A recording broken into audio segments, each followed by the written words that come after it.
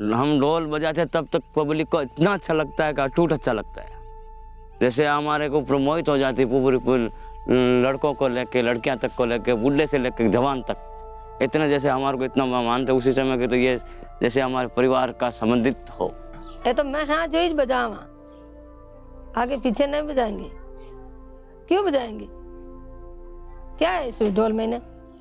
Sir हमको लोटा भी नहीं देता हाथ में पानी। सर वो वही पाते ऐसे करके। एक पीछे ऐसा ना, मैं ढोल बजा रहा था तो दूल्हा आ रहा था ना, तो वो घोड़े के साथ में, उस घोड़े से मैं डर गया। वो क्या, वो थोड़ा वो दौड़ने लगा, तो मैं उसकी तरह से दौड़ने लगा तो दराग से नीचे गिर गया।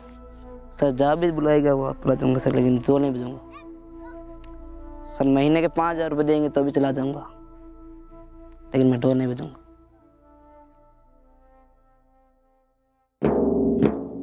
छाती पर पेना पड़ा नागरे, दोरा वाला देश जागरे, दोरा वाला देश जा। उठ खोल उणी दी आखड़ लिया नेणारी, मीठी नींद छोड़। उठ खोल उणी दी आखड़ लिया नेणारी, मीठी नींद छोड़ रे। रात नहीं अब दिन उगियो, सपना रो झूठो मुंह छोड़।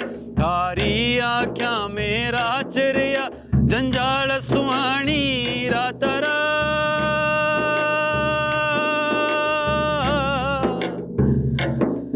तू कोट बनावे युन जुगरा, झूनोड़ी बोधी पातारा। पण बीत गयो सो गयो बीत, पण बीत गयो सो गयो बीत। अब उणरी झूठी आस त्याग रे, धाड़ो वाला देश जाग रे, धोरा वाला देश। मेरा नाम लादूलाल है। मेरे 3 बच्चे, एक बच्चा है, 2 बच्चियां हैं। एक तो मैं ढोल बजाता हूँ, किसी के यहाँ की कोई बुकिंग आती है मेरे को तो देते हैं थोड़ा बहुत, उसमें गुजारा हो जाता है हमारा। पहले मेरे पिताजी करते थे, उसके बाद जब मैं हुआ, मेरे से पहले तो भाई हुए वो भी ऐसा करते थे, और उसके बाद में हुआ तो मैं ये कर रहा हूँ। यही है।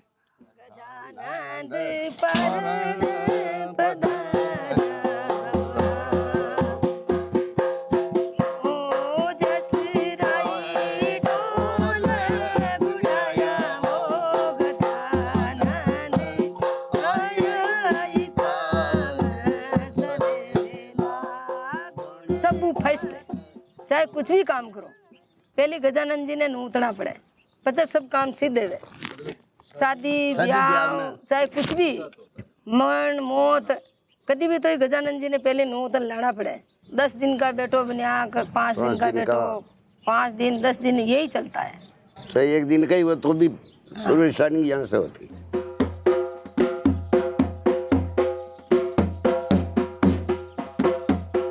जिससे आदमी कोई मिलता नहीं है गांव में, जिनको मौत हो गई फिर जाकर के लगाना पड़ता है, ये बनता है। इससे क्या होगा फिर? इससे आदमी को मालूम पड़ जाता है कि गांव में कोई मौत हो गई, इसलिए ढोल बजाई है। ये धुन है। हाँ ये टून वो बजी है। पहली है यहाँ के मरता है, यहाँ के मतलब जान के यहाँ के घर महीने बाप मर जावे तो पहली पागड़ी आने बंधावे, सातों मेरा को बंधाते हैं। हाँ हमारे समाज को बंधाते हैं, फिर मायरा ये पहनते हैं, बाद में आगे समाज पागड़ी बंधे।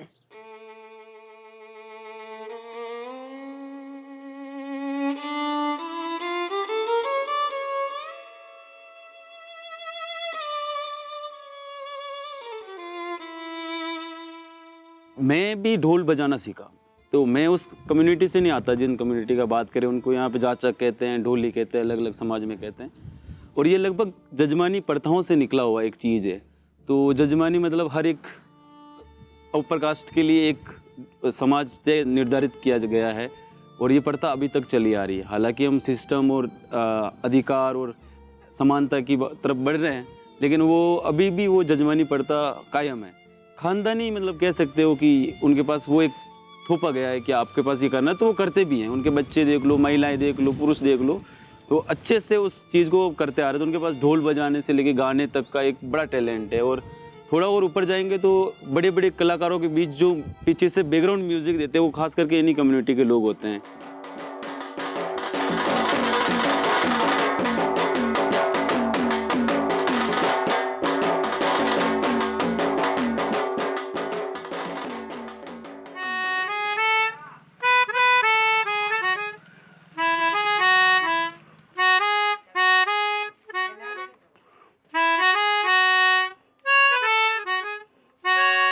ढोले हाथ ढाल तलवारे मूठ मजबूती मूठ मजबूती ओ दर्दों ने चावंडा ओ रजपूता में मजबूती। ये राजा महाराजा थे ना, जैसे महाराणा प्रताप है, तो उनके मतलब वो नगारा बजता था, ठीक है, नौपत नगारे बजते थे, नगारा बजता, जोश आ जाता उनको, घोड़े पे बैठ करके फिर लड़ाई में युद्ध में चले जाते हो।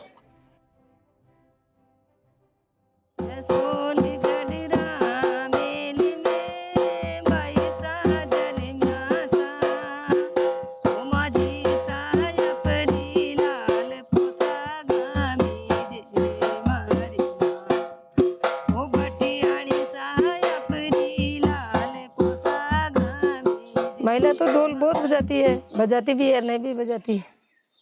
अंदाजो तो मतलब क्या है भाई, 200-300 तो लुगाई बजाती है। रोजगार में आप धंधा के लिए जावा, कभी चुना बाटा बजावा तो 400 रुपया देवे, और ढोल बजावा जावा तो 400 रुपया थोड़ी देगी।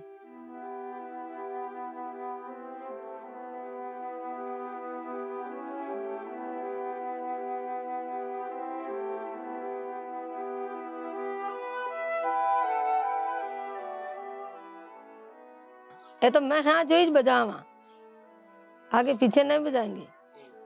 क्यों बजाएंगे? क्या है इस ढोल में ने?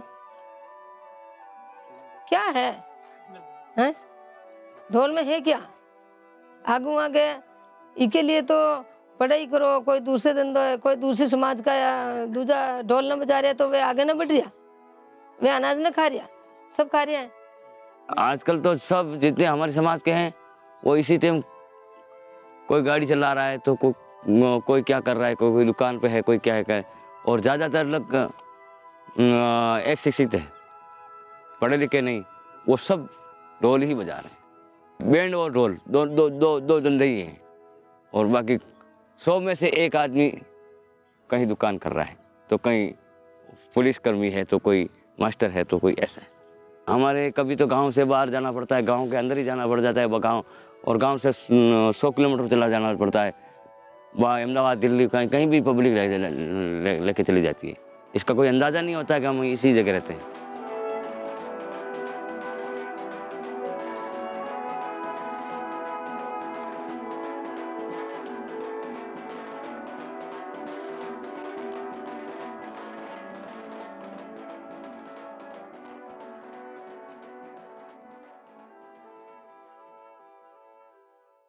सर महीने का कम से कम ज़्यादा नहीं होता है, 10-12 हज़ार रुपये का टारगेट हो जाता है। वो हो जाता है, घर खर्चा भी उसमें से चलाना पड़ता है, और कि क्या कपड़े वगैरह वगैरह ऐसा करने से कुछ समय ऐसा जाता है कि बाहर से भी पैसे ला के घर खर्चा चलाना पड़ता है। इसका कोई परमानेंट, ये ढोल का धंधा भी है जो क्या परमानेंट नहीं है। किसी को पसंद आ जाता हूँ तो वो ले जाते हैं कि ये अच्छा है, इस आदमी को उठा लो, और नहीं आए तो इसको जमा रहने तो दूसरा ही तैयार है, इससे कोई टेंशन नहीं। वो जयपुर जाते हैं ना बजाने के लिए, लड़का मेरा, दोनों लड़के जाते हैं, उनको किराया मेरे को दे करके भेजना पड़ता है। ये कंडीशन है, आप देख लो, और वापस 1 रुपया ला के नहीं देते। तो उनके बचत भी तो नहीं होती ना साहब। रूम भाड़ा, रूम किराया 40-45 रुपये किलो आटा मिलता है जयपुर में, और साग सब्जी अब वो हर चीज़ चाहिए ना, तो उसमें पूरा हो जाता है। तनख्वाह उतनी मिलती नहीं, कितनी मिलती है? साल भर के 70,000 रुपये। और रोज जाना पड़ता है? रोज ड्यूटी देनी पड़ती है।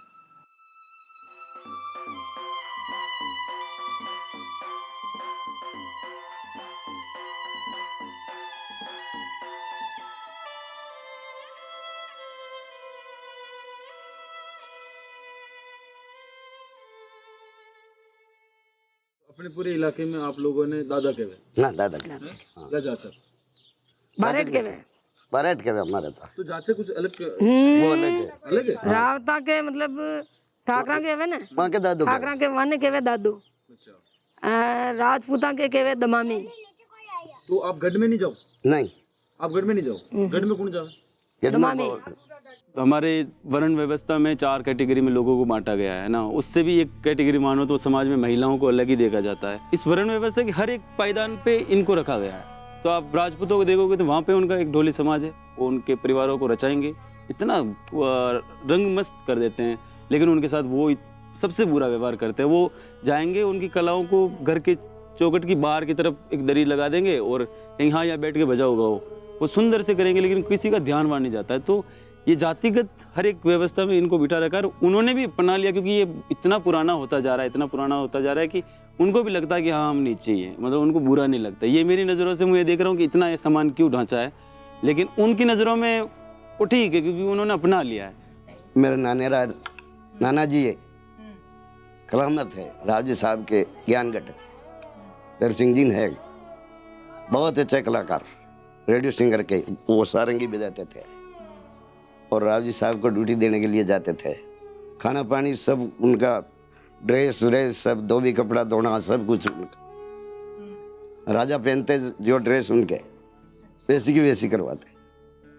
पहले तो भगवान देवनारायण के भाट थे, हम गुजरों के भाट थे, तो देवनारायण जी और भाट साथ में खाना खाते थे, ऐसे कोई दुर्व्यवहार नहीं करते थे।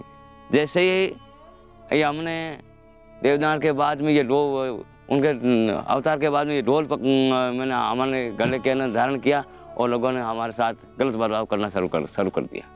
आजकल किसी समाज के साथ हम बजाने जाते हैं, उसी जगह हमारी कोई कदर नहीं करते कि भाई हम कोई घृणा करते ये तो डोली है, वो है, ये ऐसा है, इसको वहाँ बैठना चाहिए, इसको ये करना चाहिए, ऐसे कर बोलते हैं।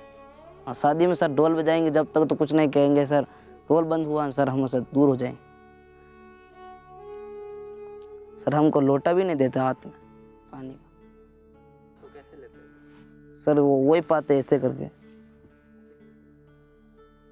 चाहे किसी शेड्यूल कास्ट के भी जाते ना, वो भी हमसे एलर्जी करता है, कहीं भी जाए, लेकिन हमारे लिए कुर्सी कहीं तैयार नहीं है।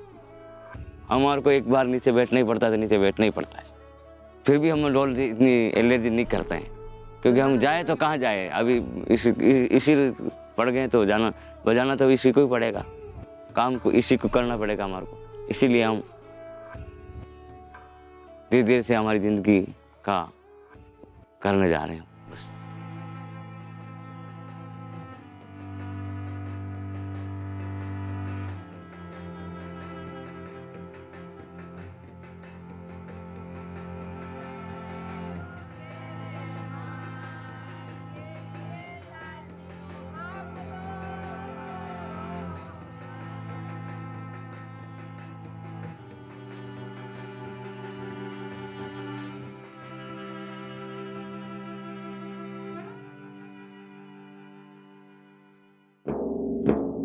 अरे देख मिनक मुरझाय रयो, मरने से मुश्किल है जीणो रे। देख मिनक मुरझाय रयो, मरने से मुश्किल है जीणो। ए खड़ी हवेलिया से आज इन झोपड़ियां रो दुख ढूंढ। ए धनवाड़ा वो थारी कायरा बक्सत बनता जावे।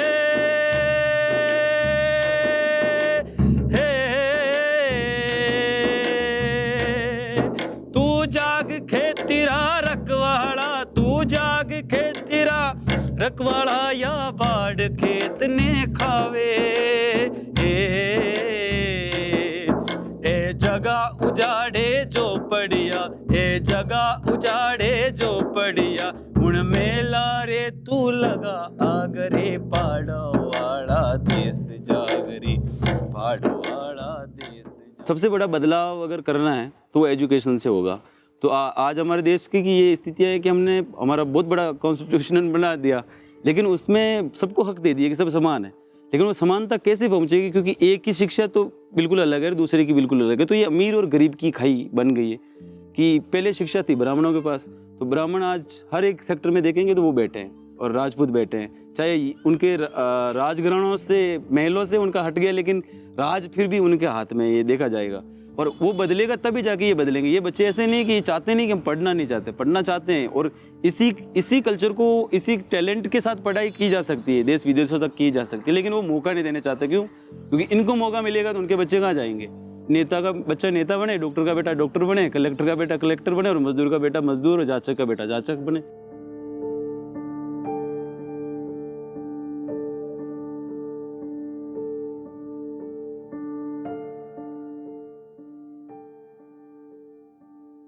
पढ़ाई मेरी सातवीं तक अच्छी चली, फिर बाद में मेरे को कुछ बीमार हो गया तो मैं उसके हिसाब से मेरी पढ़ाई थोड़ी बिगड़ गई। उसके बाद में मैंने पढ़ाई छोड़ दी।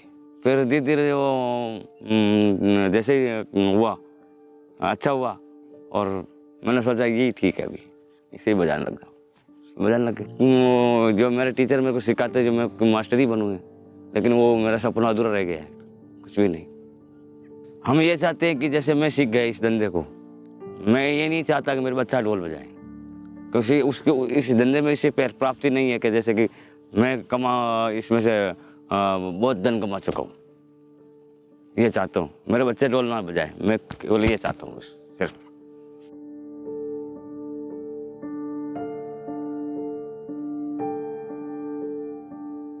मैं तो ये चाहता हूँ कि तब तक ये पढ़ाई छोड़ ही ना, पढ़ते ही रहे, हमारे को क्या है। बस हमारी कोशिश तो ये पढ़ता ही रहे। जो अगर इसके पढ़ाई में कुछ भी कमी आ जाएगी मैं पूरी करूँगा, लेकिन इसे ये कह रहा हूँ पढ़ना। बच्चे को तो यही चाहता हूँ पढ़ाई कराएं।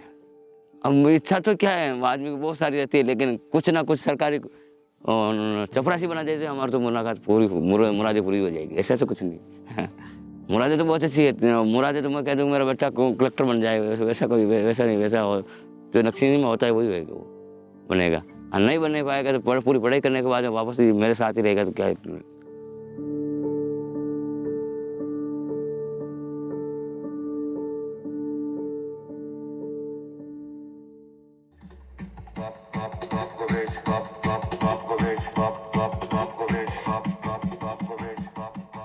तो जब से टेक्नोलॉजी ने कवर किया, जिसमें डीजे बड़ा खास आ गया है, डीजे आया, डीजे आने के बाद में सारे समाज चाहता है कि अब डीजे ही हो। आप यहाँ पे सर्वे करेंगे ना तो लोग अगर डीजे शादी में नहीं है तो शादी नहीं करूँगा मैं, डीजे नहीं है, मेरे डीजे चाहिए शादी में। बिना डीजे की शादी नहीं होगी।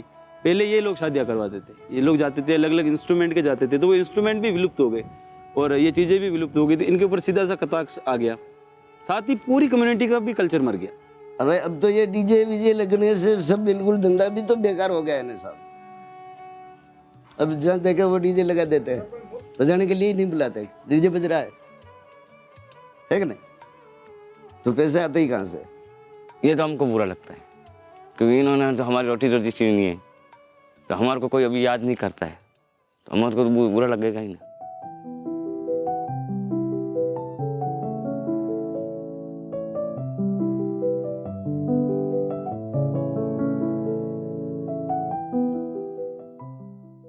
यहाँ पे क्या हुआ है, बैंडेज लगा हुआ है? ये रात को मैं गिर गया।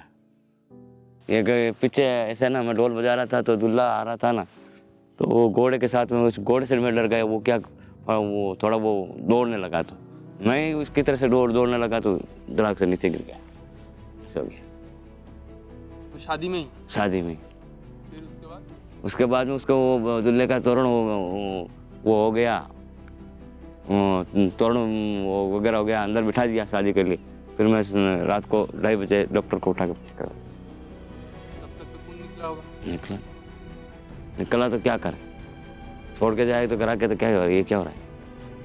इसीलिए तो मैं कह रहा हूँ कि मैं सीखा हूँ, यानी कि पांचवी पीढ़ी ढोल नहीं सीखनी चाहिए ऐसे। इसीलिए अभी मेरे को ढोल बजाने को एलर्जी हो रही। मैं तो ये कहना चाहूँगा आने वाली पीढ़ी को सब कुछ करना पड़े, ढोल मत बजाना एक ही, क्योंकि इसके ऐसा कुछ हो नहीं सकता कि ऐसा हम सोचने पे सरकार को भी कैसे आश्वासन दे सकते हैं कि हमारा कल्चर जिंदा रहे और ढोल जिंदा रहे, बाकी ऐसा हो नहीं सकता। तो हम बता कैसे सकते हैं आप लोगों को कि हम जिंदा हैं, ढोल जिंदा रहेगा और हमारा रोजगार जिंदा रहेगा, ये कोई हो नहीं सकता।